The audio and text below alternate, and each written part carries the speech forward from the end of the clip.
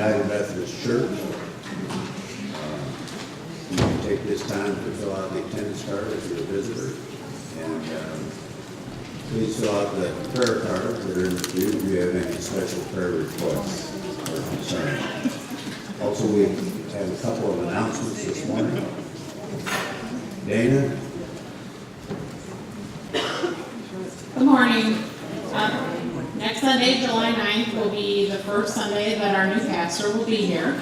And we would like to invite everyone to join us after worship. We are going to have some cake and a reception for he and his wife.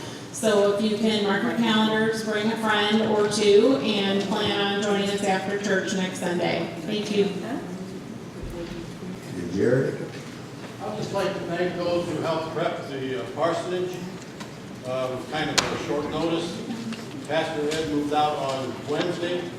Pastor Pete moved in on Friday. So we had a good crew there Thursday morning.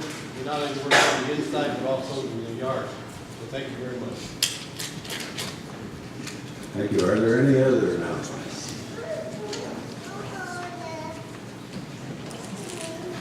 All right, would you please join and greet each other with the peace of Christ? Good morning again. Okay, that was weak. I know there's several of you out here. Matthew 18, verse 20 says, "For where two or more gather in my name, there am I with them." Now, I realize we're a little short on numbers this morning, but my elementary background does tell me that there are more than two of us here. So, he is here with us this morning, as he always is. So it's time to worship. Will you stand with us and sing?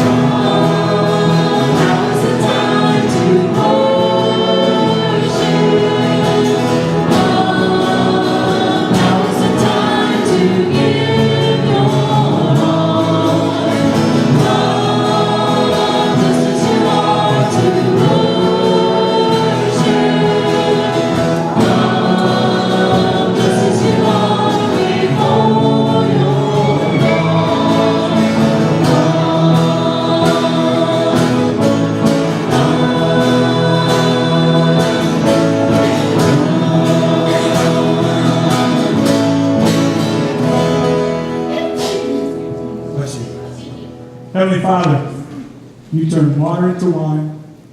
You make the blind to see. You can do all things.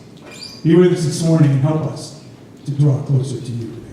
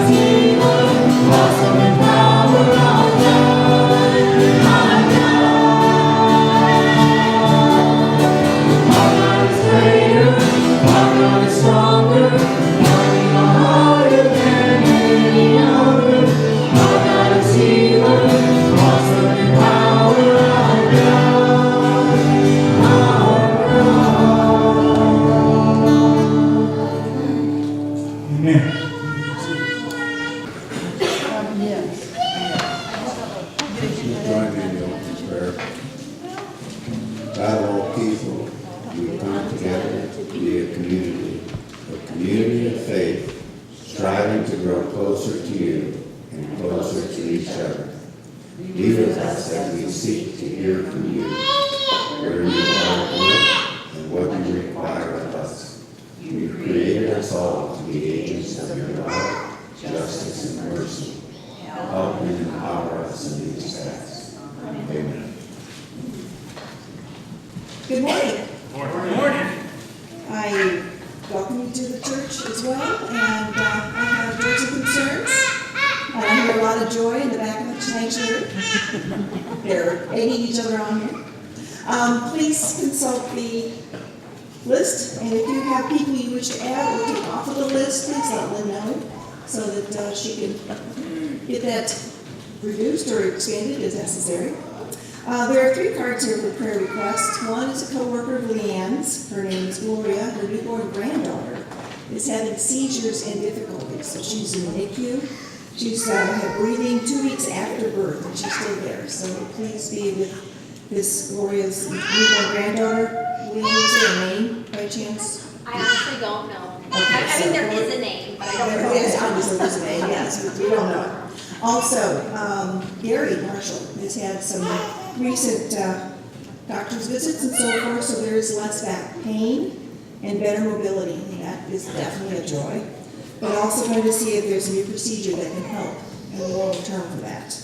And also, Holly says today is their 45th wedding anniversary, so happy anniversary, Holly. And I know there's some people who have anniversaries next week. Any other anniversaries or birthdays? I'm not going to make it say. So would you please bow with me in a moment of prayer? Dear Heavenly Father, we have many names in front of us. We are thankful for the many blessings we have, and we ask for those to meet them in their point of need. We rejoice in anniversaries and birthdays and that life, but also we have concerns for those who are suffering in pain and struggling. Be with each of them and help us to each day, help us to be your people in their need. In holy name we pray. Amen. Would you join me also in the Lord's Prayer? Our Father, who art in heaven, hallowed be thy name. Thy kingdom come, thy will be done, on earth as it is in heaven. Give us this day our daily bread, and forgive us our trespasses, as we forgive those who trespass against us. And lead us not to temptation, but deliver us from evil. For thine is the kingdom, and the power, and the glory forever. Amen.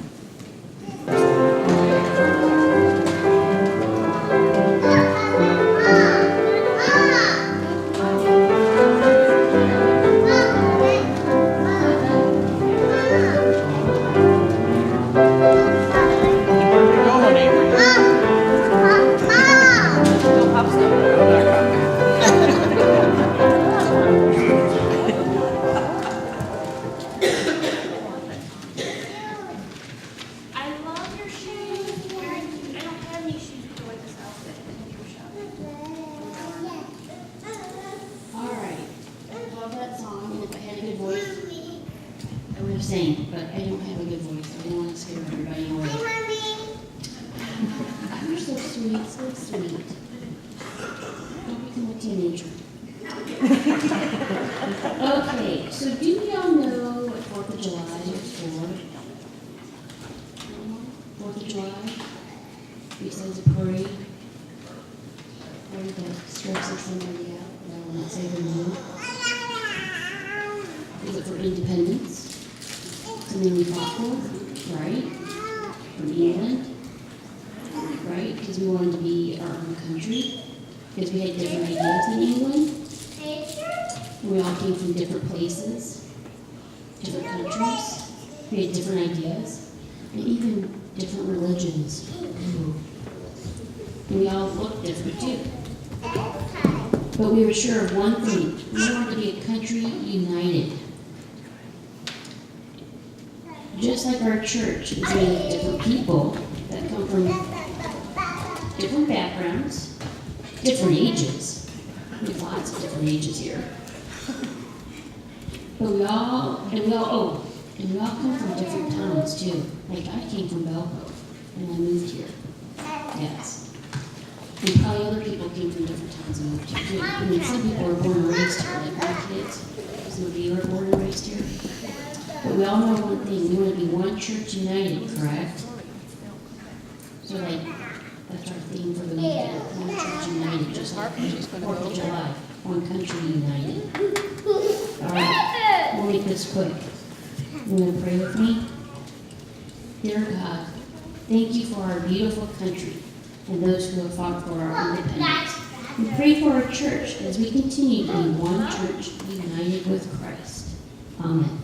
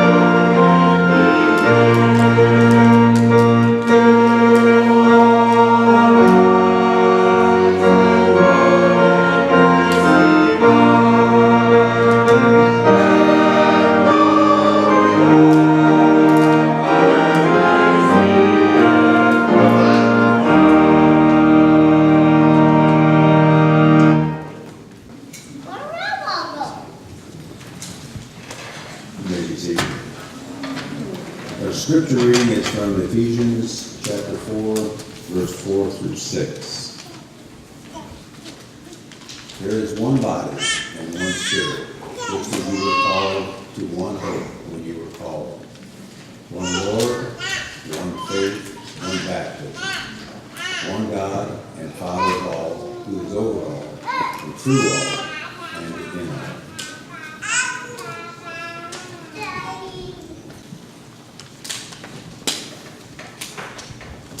I heard that verse a lot, those verses a lot, when I was at annual conference. And first off, let me thank you for allowing me to be your elected representative of Hebron Methodist Church at the annual conference this year. It was the first June 8th, 9th, and 10th in Indianapolis. We're going to get 1,700 people in one of those convention halls. Let me assure you, you get uplifted in those worship services. So annual conference, the theme was Together We Are More. The opening worship began with the pageantry, all the lights and the soundboards and the screens is had together. We got to meet our new bishop, Julius C. Trimble, as you see here on the right. And we're talking about the 4 areas, again, of the focus, and that was the focus of one of our workshops. But one of the things that he brought forth was that there are 6.6 million Hoosiers. Only 80% of them do not attend any kind of church. So we have quite a mission field in our community and in our state as we look at those things. He also talked about the different kinds of Christians, and that was kind of an interesting thing. He says there are the secular Christians, you know, the ones that show up on Sunday and then don't act like they even know who God is the rest of the week. And then there's the selfish Christians, and I have to admit I've been there sometimes. I don't like what you're saying, so I'm not going to support it. I don't want to give you money toward it. I'm not going to show up on Sunday. I'm going to go somewhere else, or I'm not going to go to church at all. Those are the selfish, worried about our own concerns. And then there are the serious Christians, who are there willing to step up and continue God's work. So that was what he started us with. And I went, that's interesting, because I see all three of those in me at one point in time in my life. Go ahead. One of the, look, it's a very busy, I was there 2 full days and a half on the third. And some people came Wednesday night and left Saturday evening. Some came for all day Thursday and Friday and went home Friday evening. But I chose to stay for the 2 nights. And one of the things I did sign up for, first off, was encouraging the call of young leaders. These 3 young women that you see on the pictures, some of them are in high school. The one girl on the left sells t-shirts and hats with a whale logo. And the money she gets for selling those goes to build wells in Africa. The second girl is in college, and she was working with Feeding Honduras, so feed the children, and the amount of poverty that's there, and how she helped to work with the kids there. The Joshua Center was the third individual in that. From what I've researched, it's been more of a cancer or neurological difficulties for children that she works with. I believe she was studying to be a nurse. So those were some of the young leaders that we met first thing on Thursday morning. These kids are 18 to 22 and what they're doing in the world already. The first plenary session, that's the business sessions that you still need to go vote for. And by the way, there is a selection of things that I picked up from what we voted on, the worship, which has some really great songs, praise team, I'm going to give it to you afterwards. And some things about some of the reports we got back on the table where Chad is. So when you guys might see that back in my bright yellow bag, you're welcome to look at that. But they first, of course, introduced us to Bishop Trimble, who had already spoken, but also his wife, Grace Elder Granberry Trimble. And she had an opening welcome to all of us, which I didn't experience last year. This is only the second time I've been to the annual conference. But she was quite the preacher herself, actually. She talked about how words have power, and that those pictures of those different words she had on the stage through Thursday and Friday. So we can remember these are things that we need to think of as we are Christians and we're dealing with other people. Go ahead. One of the reports they gave within that, and I know it's hard to read that slide, is Operation Classroom. Now, I remember when we were doing Operation Classroom collections, we were trying to get pencils and sets for them to send to Africa. But it's grown so much more than that in the 3rd years. It is in Sierra Leone, and they are working more with secondary kids now to teach them trades so that they are able to get jobs. So kids who are actually trying to work with their hands. This one particular one, Tiama, Enterprise Academy, they are getting set up to do that next year. They don't plan to have it open this year, but 2018, 2019. They hope to be able to get that. So that's always something that we can contribute to have the missions envelopes today. Or if you go online for the online giving, there's places you can do that also. And if online giving, you can go through our website, or there's a QR code on the insert today. Also, there's Africa University, which we also heard about. I remember when it was like, okay, Africa University, there's University for Africans, and whatever. That's been 25 years ago we started hearing about that. Also, the contributions there. This last year, they were asking to be able to complete the $1.6 million so they could open a new college of, let's see, health, agriculture, and natural sciences. And also, they got not only that, plus also enough to make 4 full-time scholarships. They had almost 1,400 students there last year, and they have graduated over 8,000 in the 25 years they've been there. It's in Zimbabwe, So 2/3 of the students are Zimbabweans, but there are other nationalities who also attend. So it's also very worthy of our contributions and going from there. The next one is looking at some of the things, other things that, again, this, you vote for something and they have a report. You vote for something, discuss something, you have a report. So we have reports in and out, so it kind of breaks up a lot. But the people pictured here are, they had raised their 0 baptisms and 0 professions by faith and raised the positive numbers. So they received what they call the One Matters Discipleship Ministries Award. The other thing that they did during the morning is they celebrated the 10 churches who were closing, one of which was not but 5 miles from where I grew up, so I was a little sad about that. They mentioned retiring clergy had over 1,200 years of service, and one of those was Kathy Jones. I'm assuming between Harold's health and her administrative duties that she's retiring from active ministry, but she is nonetheless.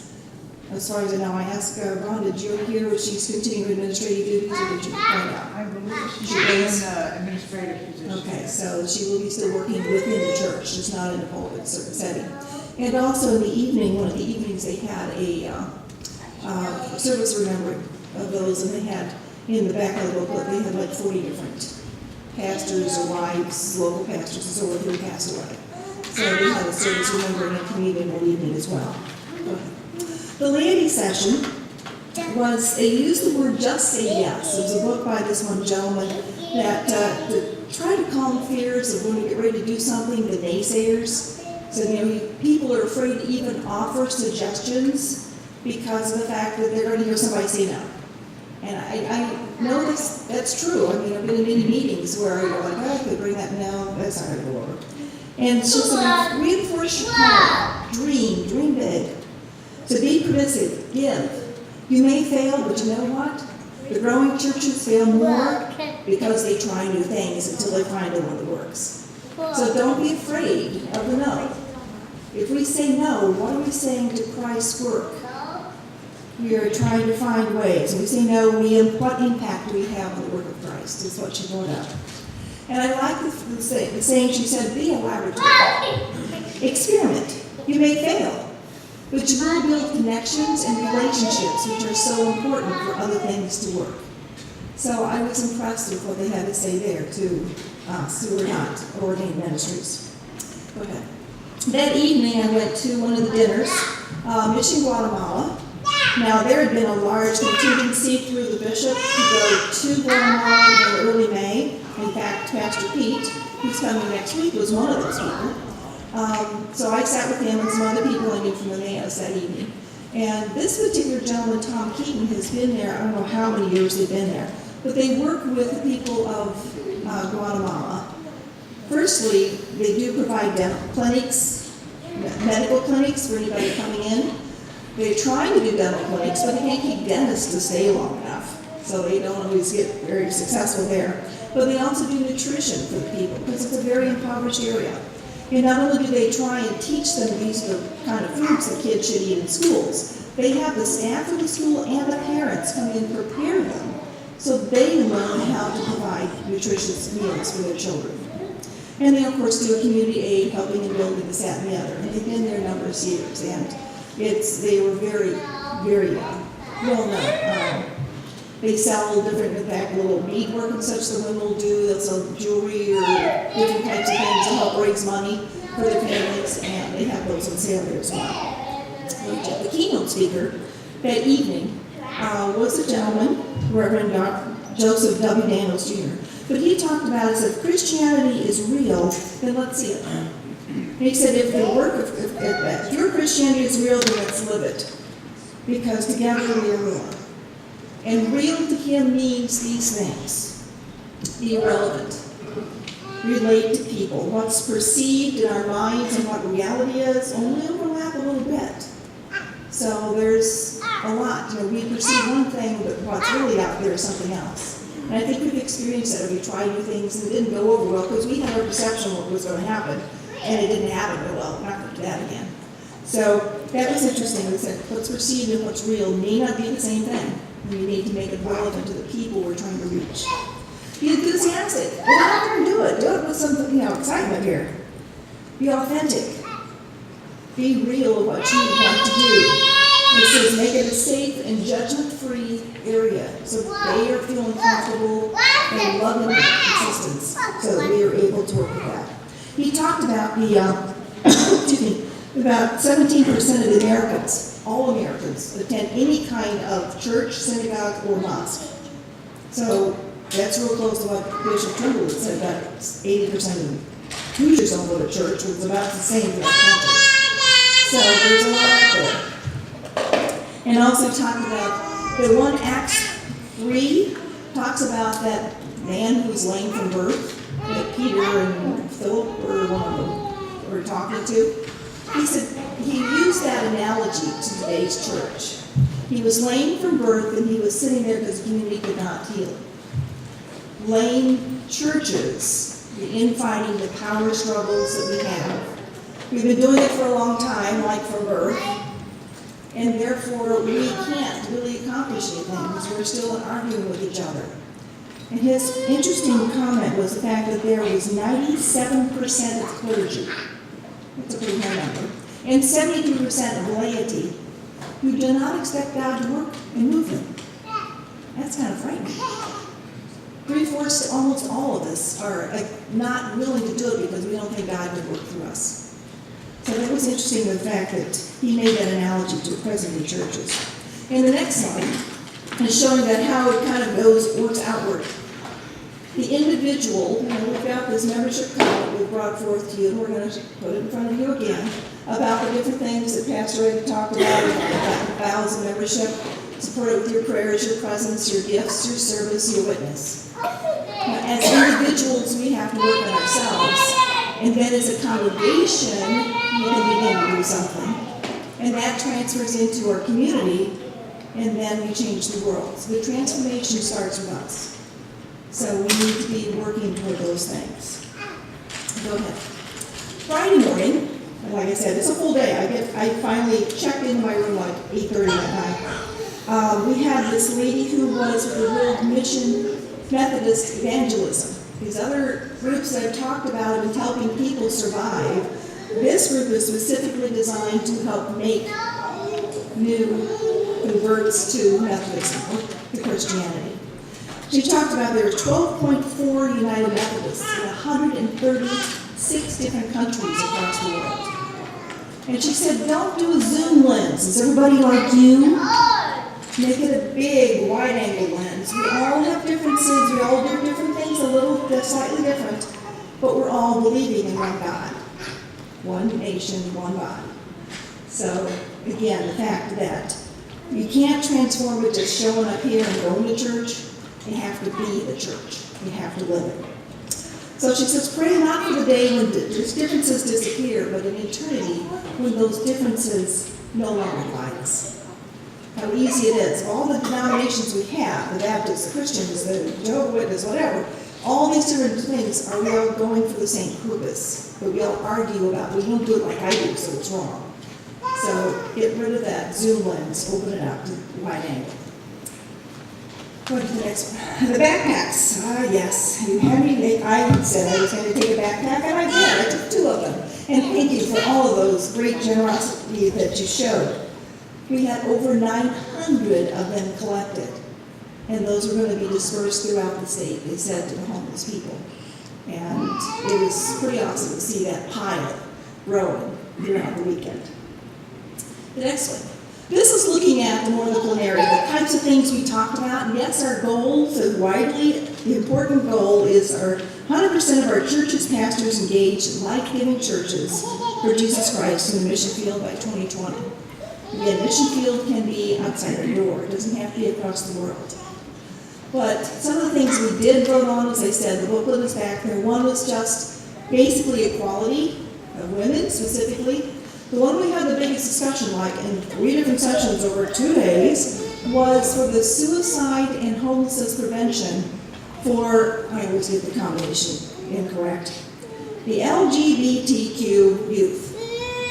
Now, the discussion was not whether it was appropriate. The discussion was more of it was too exclusive. Because so many other youth are depressed, or homeless, or suicidal. Why just limit it to them? So we had this huge discussion. They said we had to stop meeting 2 or 3 times to get other places to go, and we picked it up the next time, and then we'd go to the 3rd time. They finally did get it worded properly so everybody was comfortable, and we were able to pass it. And I think it's appropriate that we have it passed. Another one was the younger clergy was concerned about there's another special session of general conference, which is the entire world United Methodist Church. And they wanted some representation, so they wanted to have new elections. But that got voted down, probably by the establishment. We talked so much about these other things, and we had so many reports in there, we did not even get to 3 of the resolutions that were up there. And those 3 resolutions were going to go back to the executive council and within the conference to make the decisions, and then to be reported back next year. And there was a little disgruntledness about that. They said, we have all these beautiful videos, all these wonderful reports, but we want to know what we're going to do with these things. So there was a little concern about that. They also, of course, had the business things like, what's going to happen with retirement benefits, what's going to, insurance is going to rise, what's the budget next year, who's nominated to hold these positions and things like that. So there were some general business type things that were also passed. Going to the next one. We've heard about, and a couple times we had last month, the envelopes miracle offering for global health. And again, as to me, it's another envelope I can throw it away. I'm not going to give to that to this week, whatever. But it is funding 2 different very important missions. One is the Imagine No Malaria, and the other is the United Methodist Global AIDS Fund. And again, a lot of this is in Africa, because 90% of the people in Africa are affected by AIDS. Every day there are 2,000 women and children who die from AIDS. Every day there are 900 children who become infected with AIDS. And there are 36.7 million people in the world living with AIDS. So that is very important. And malaria was something that I wasn't thinking much about. Because it used to be every day, every 60 seconds, somebody would die from malaria.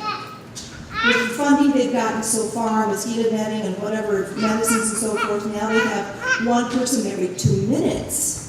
Instead of 1 every 1 minute, 1 every 2 minutes a person dies from malaria. So it's still a very crucial thing.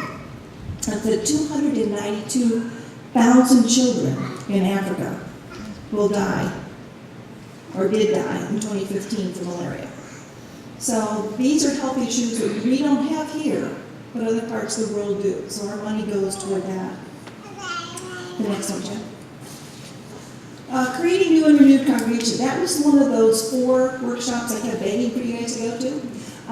The other 3 are online, so if you would like to see any of this, the entire annual conference is online. You can go to the United Methodist website and then go for the Indiana Conference 2017.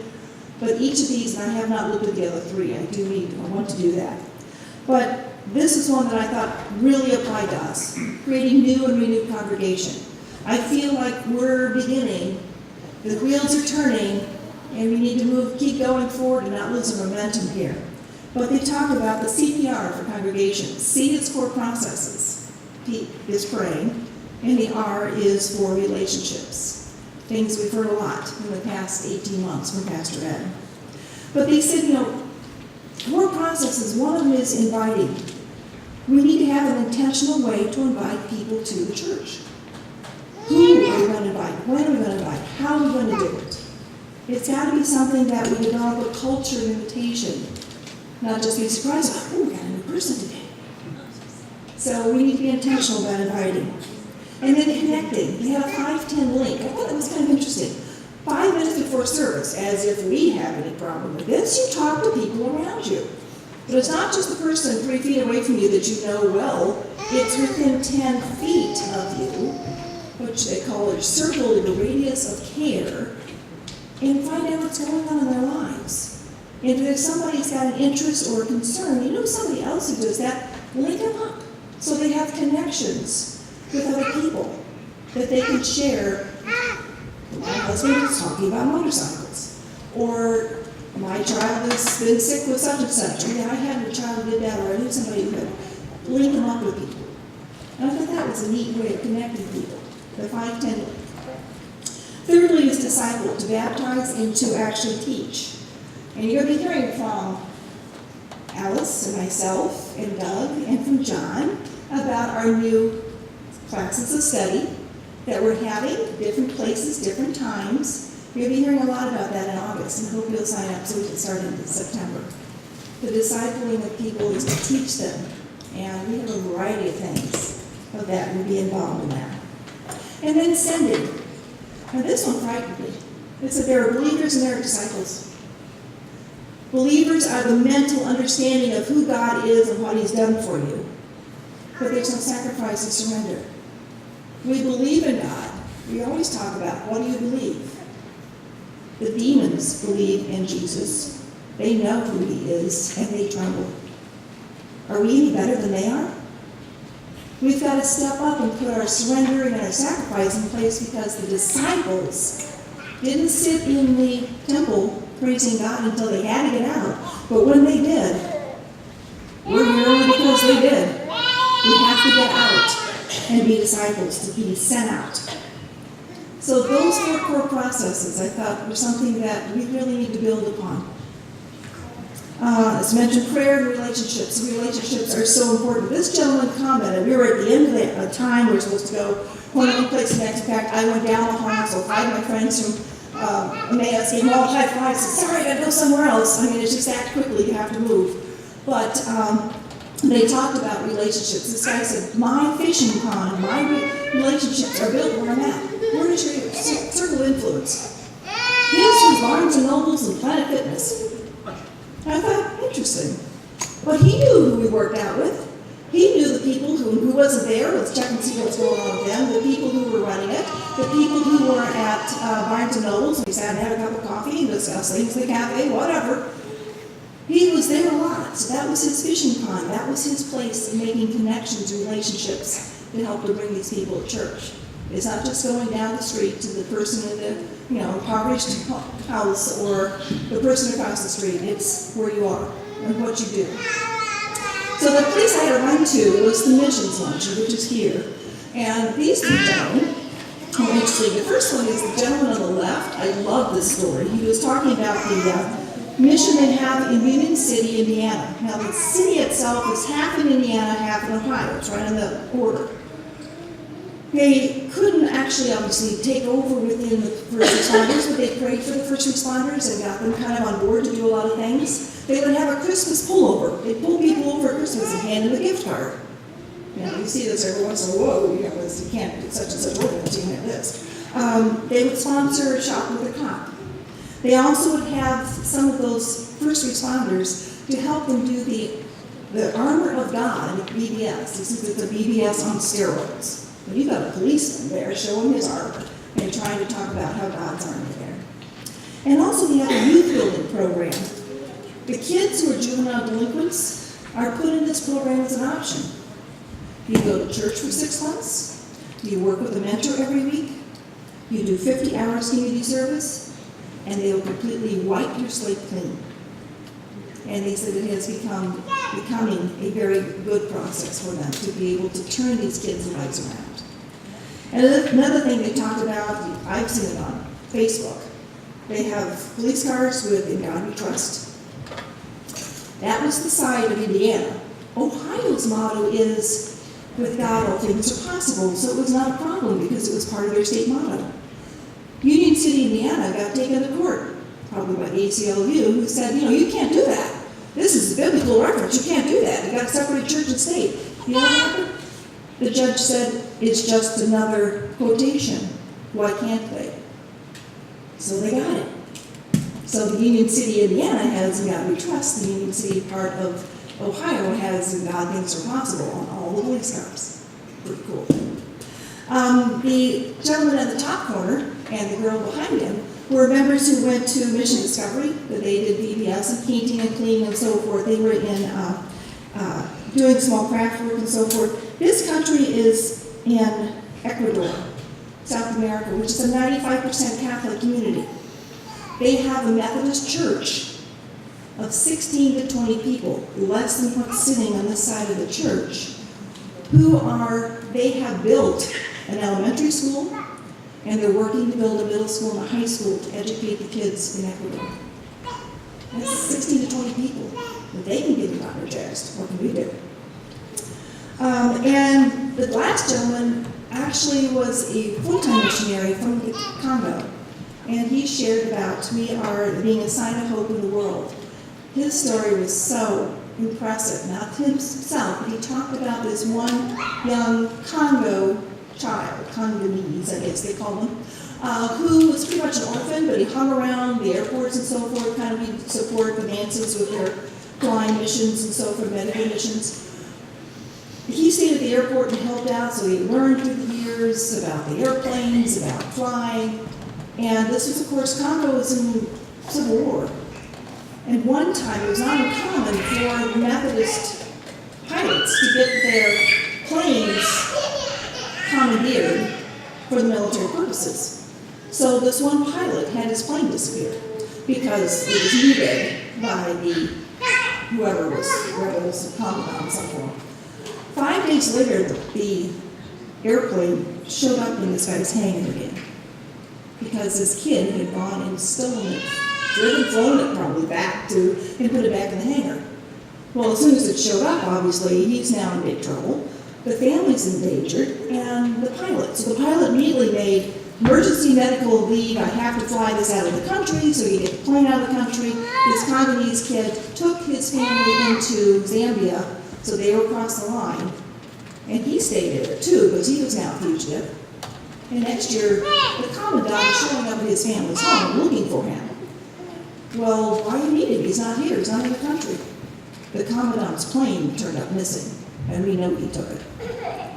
This kid is now natural-born citizen, was now an alien. He could not return to his country. He did go through African University. He did get funding from the United Methodist people to be able to come to America for a couple of years until the unrest settled down. The commandant was gone, and he now goes back, and he flies the planes. And he says, how cool is it for these little kids in the village to see a plane to land? Not the supplies and materials that the plane's bringing, but to get this Congolese pilot, one of their own, to come out. How impressive it is and how powerful it is for them to see one of their own to be able to do this. So just the fact that all these different missions that are out there, yes, these are across the world, or Southern Indiana, but very powerful things that they can do. Go on to the next slide. Mike Pointer, as he was retiring, now Mike Pointer was a previous bishop.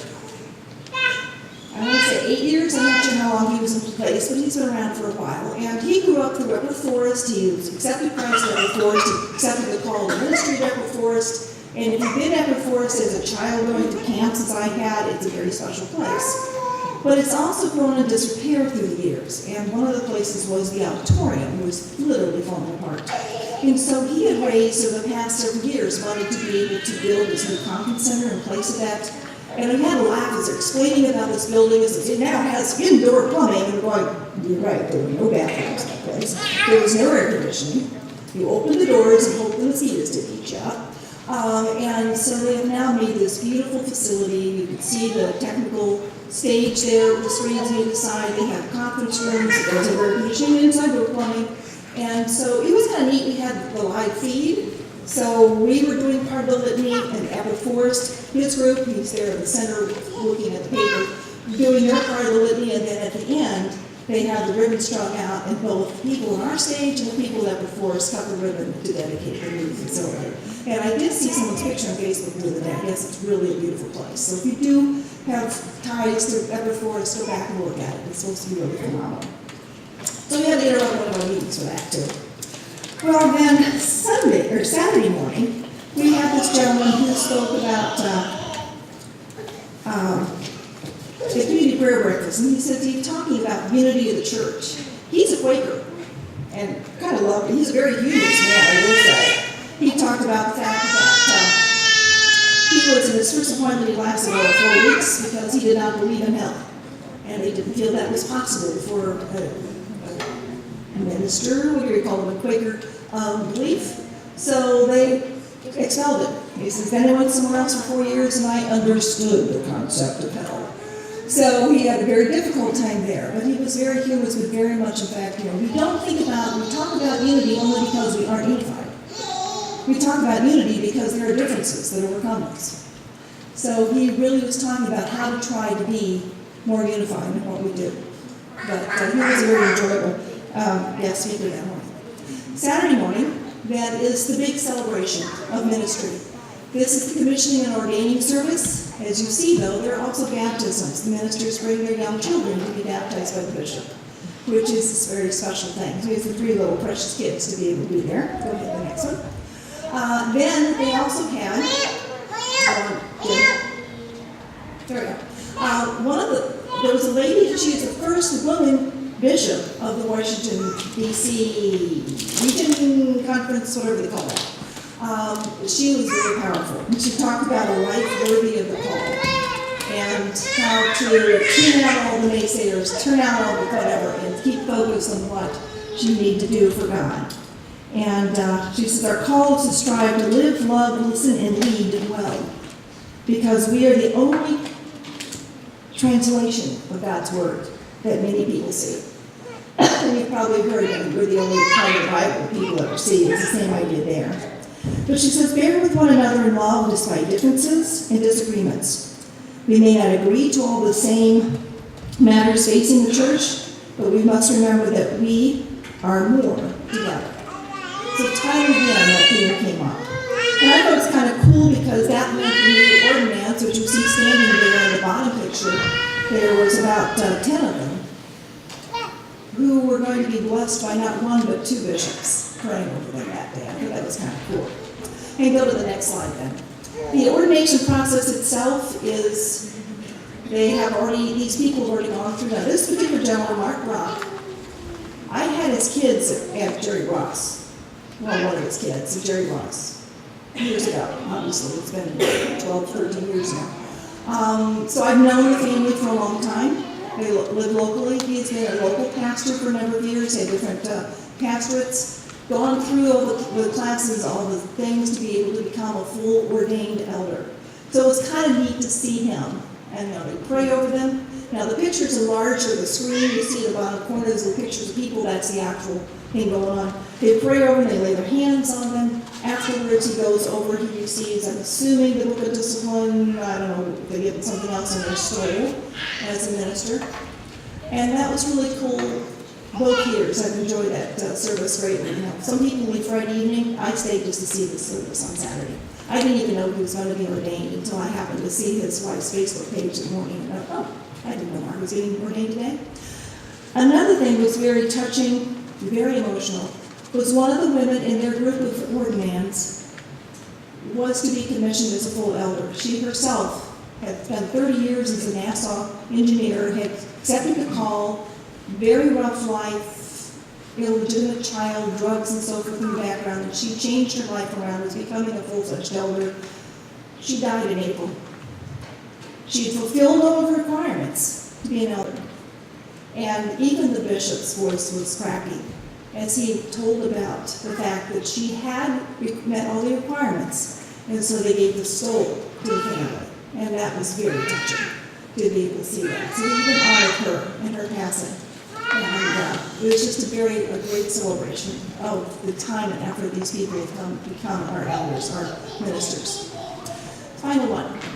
So the final pageantry of that is they walk out, you have the bishop's banner, you have the procession, everything off the altar is carried out, the Bible, the baptismal font, the lights, the Christ candles, they're all removed.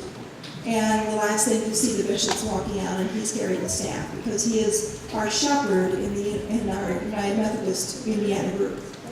And so that ended the conference, and I invite any of you and all of you to attend. And also next year is June 7th, 8th, and 9th at Indianapolis. And my time's up, so one of you needs to go next year. So I thank you for letting me share this with you and also being your representative there. There we go. There are twins in the back in case you I don't envy Debbie the task of somehow trying to take a multiple-day conference and distill it down into 20 minutes. So thank you very much, because there's a lot of work that even just goes into trying to pick out what to bring up.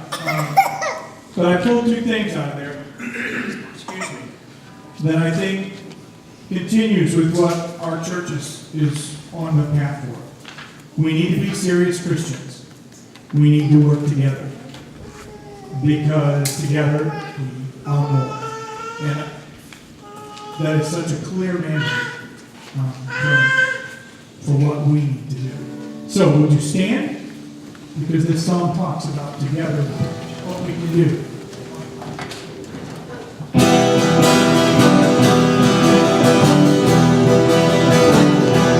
We are one in the Spirit. We are one in the Lord. We are one in the Spirit. We are one in the Lord. And we pray that all unity may one day be restored. And their love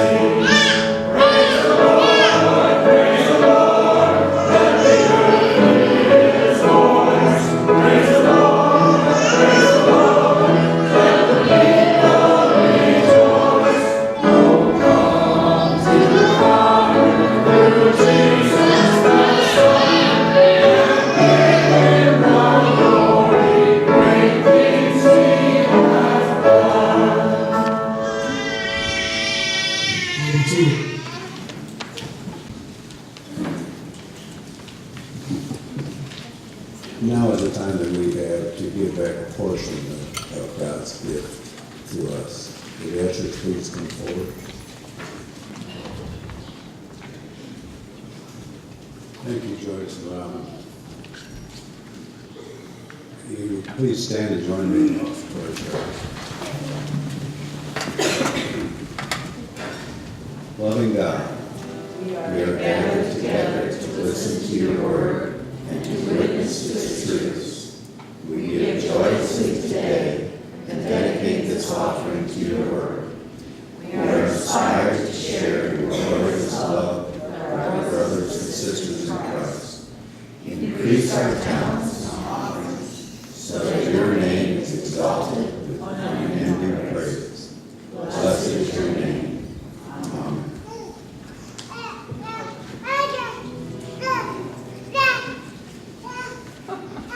May the God of peace, who raised Christ from the dead, strengthen your inner being for every good work. And may the blessing of God Almighty Father, Son, and Holy Spirit rest upon you and dwell within you this day and evermore. Amen.